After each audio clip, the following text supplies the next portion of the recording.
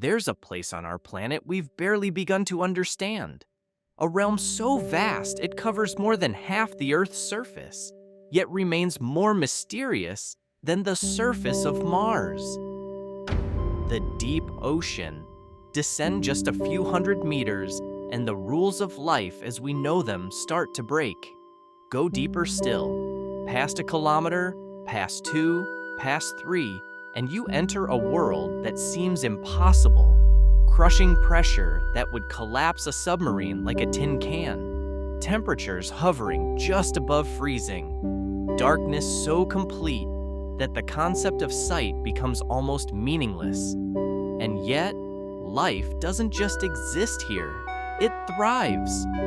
But the creatures that call this abyss home aren't like anything you'd find in shallow seas or on land. They're strange, alien. Some are transparent, their bodies like living glass. Others glow with their own light, painting the darkness with bioluminescent patterns. Some have evolved bodies so bizarre, so perfectly suited to extremes, that they challenge everything we thought we knew about what life requires to survive. This is the story of why the ocean's depths are home to the strangest life forms on Earth. Let's start with the most obvious challenge: pressure. At the surface, we experience 1 atmosphere of pressure, but in the ocean, pressure increases by 1 atmosphere for every 10 meters you descend. At 1,000 meters down, you're experiencing 100 atmospheres. At the bottom of the Mariana Trench, nearly 11,000 meters below the surface, the pressure exceeds 1,000 atmospheres. Imagine having a fully loaded passenger jet sitting on your thumbnail. That's roughly the pressure creatures at the trench floor endure every second of their lives. For most organisms, this would be instantly fatal. Proteins denature, cell membranes collapse, gas-filled spaces implode. But deep-sea creatures have evolved remarkable solutions. Many are small, eliminating excess cavities that would collapse under pressure. The swim bladder, that gas-filled organ shallow water fish use for buoyancy, is absent in most deep-sea species. A gas-filled sac becomes a liability when the surrounding water is trying to crush you with the force of hundreds of atmospheres. But size reduction only goes so far. Some deep-sea creatures have taken a different approach entirely. Their bodies are gelatinous, almost liquid. The barreleye fish, with its transparent dome-shaped head, has fluid-filled spaces that equalize pressure. There's no rigid structure to collapse. At the molecular level, the adaptations become even more fascinating.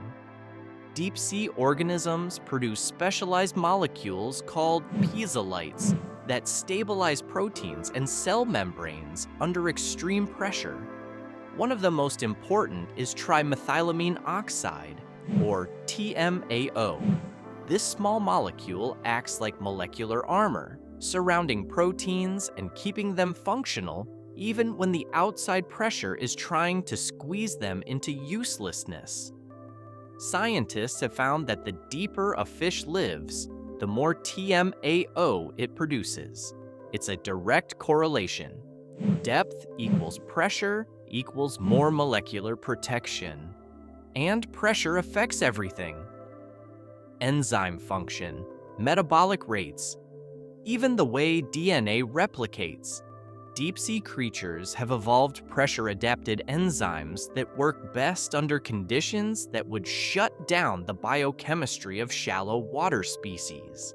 In some cases, these enzymes actually perform better at high pressure than at surface pressure. It's not just tolerance, it's optimization.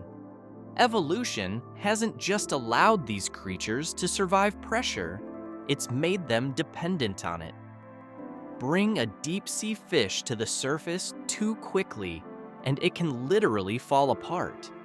The reduction in pressure causes gases dissolved in their tissues to expand. Their bodies, built for compression, lose structural integrity in the relative vacuum of shallow water. But pressure is only the beginning. The deep ocean is cold, perpetually, relentlessly cold. Below 1,000 meters, temperatures stabilize around 2 to 4 degrees Celsius, just above freezing. Cold water slows metabolic rates dramatically. A deep-sea creature's cells operate at a fraction of the speed of its shallow water cousins. This sounds like a disadvantage, but in a food-scarce environment, it becomes a survival strategy. When you burn energy slowly, you can survive longer without eating. The giant grenadier fish may go weeks or even months between meals. Its slow metabolism allows it to wait, to endure the long famine that defines life in the abyss. But cold water does something else that's critical. It holds more dissolved oxygen than warm water. This matters because larger bodies need more oxygen to function. In warm tropical seas, oxygen becomes a limiting factor. But in the frigid depths, oxygen is abundant. This enables tissues to support greater mass, and it's one of the factors behind deep-sea gigantism.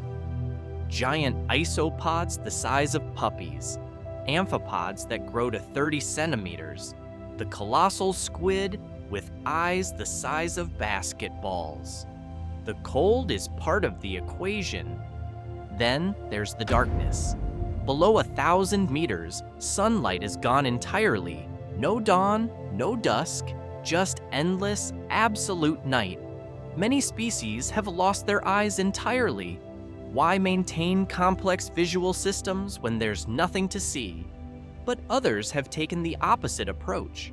Some species have evolved eyes so large they dominate their entire head, designed to detect the faintest hint of light in near total darkness.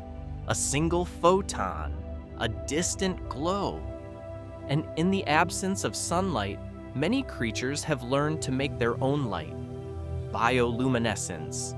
It's estimated that up to 90% of deep-sea organisms produce light in some form. The anglerfish dangles a luminous lure in front of its enormous mouth. The light comes not from the fish itself, but from bioluminescent bacteria living in a specialized organ. The fish provides shelter and nutrients. The bacteria provide the glow that attracts prey. And here's something fascinating. Female anglerfish don't inherit these bacteria. They acquire them from the surrounding seawater as they mature. It's horizontal transmission. The bacteria exists somewhere in the water column, waiting to be picked up by the next generation of hunters. Other species use bioluminescence for defense. The vampire squid, when threatened, inverts its body, exposing photophores that flash in confusing patterns while ejecting sticky, glowing mucus. It's a fireworks display designed to buy time for escape. Some creatures use light for camouflage through counter-illumination. Predators hunting from below look upward, searching for the dark silhouette of prey against the faint shimmer from the surface. Animals like the hatchetfish cover their bellies with light-producing organs, adjusting the brightness to match the glow from above, erasing their shadow and vanishing into the background.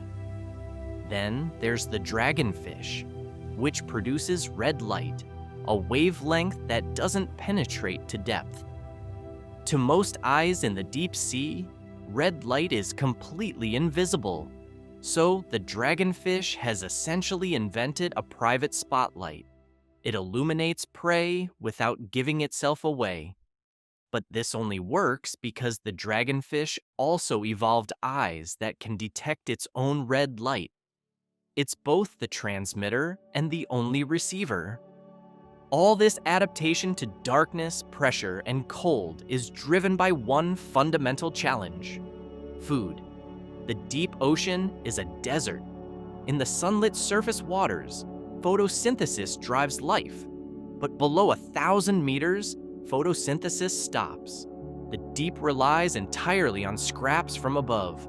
Marine snow, the slow drift of organic particles, dead plankton, fecal pellets, fragments of tissue. It falls like a gentle blizzard, but by the time it reaches the abyss, most has already been consumed. What arrives at the bottom is meager. Deep-sea organisms have evolved to extract maximum nutrition from minimal food. Some have expandable stomachs that can accommodate prey larger than themselves. The gulper eel has a mouth that can open wide enough to swallow animals bigger than its entire body. When food is scarce, you eat whatever you encounter. The alternative is starvation. They move slowly, conserving energy. They reproduce infrequently. They live long lives, measured not in years, but in decades or centuries. The Greenland shark may live over 400 years. Time itself moves differently in the deep. Occasionally, something extraordinary happens.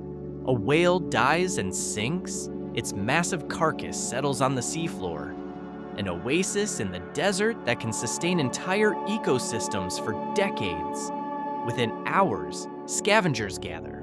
Sharks, hagfish, giant amphipods. Then bone-eating worms colonize the skeleton. An entire community springs up on a single whale fall, proof that even in the deep, where resources are desperately scarce, life finds a way. And then there are the vents. Hydrothermal vents, where seawater seeps into cracks in the Earth's crust, gets superheated by magma, and erupts back out through chimneys on the seafloor. These vents spew water at temperatures exceeding 300 degrees Celsius, loaded with toxic minerals.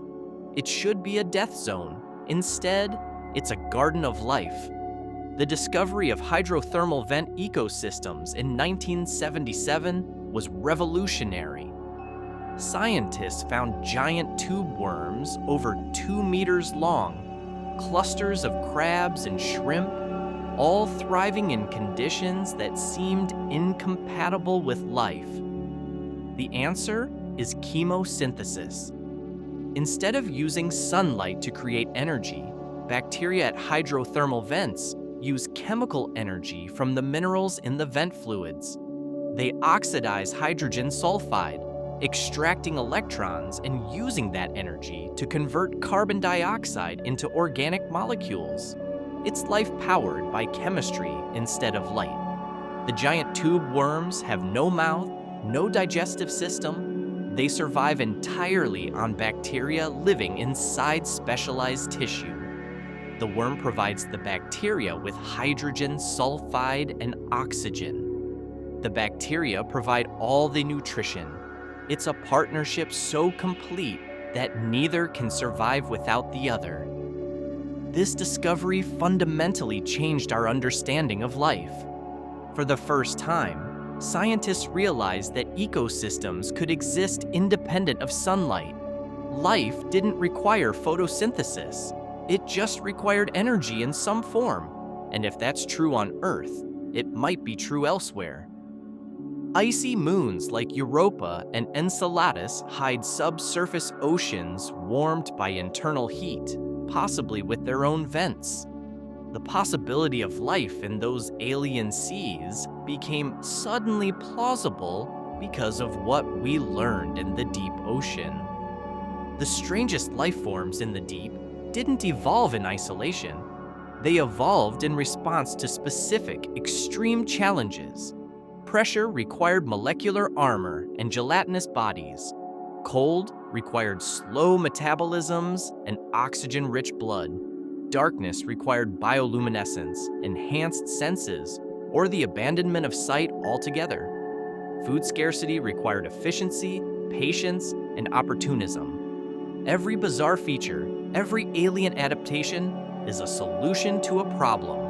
And because the problems in the deep ocean are so extreme, the solutions are equally extreme. This is why deep-sea creatures look the way they do. Why the anglerfish has that horrifying gape and luminous lure. Why the gulper eel is mostly mouth. Why the vampire squid glows when threatened. Why the giant isopod can survive over a year without food. They're not strange for the sake of strangeness. They're perfectly adapted to an environment we can barely imagine. And we're still learning. Every expedition into the deep brings back new species, new behaviors, new mysteries. Scientists estimate we've explored less than 5% of the ocean floor. That means 95% remains unseen, unmapped, unknown. What else is waiting? What other forms of life have evolved in the darkness? We don't know until we go deeper. But what we've found so far tells us something profound. Life is more resilient, more adaptable, and more creative than we ever imagined. The deep ocean isn't a limit to life. It's an invitation, an opportunity for evolution to experiment, to innovate, to push boundaries. And the creatures that live there are proof that life doesn't need comfort to thrive. It just needs a challenge and enough time to meet it. Thank you for watching this video. If you enjoyed it, please like, share, and comment down below, as it helps let others know they should watch this video. Also, consider subscribing and hitting the bell to get notified of our newest videos. See you next time.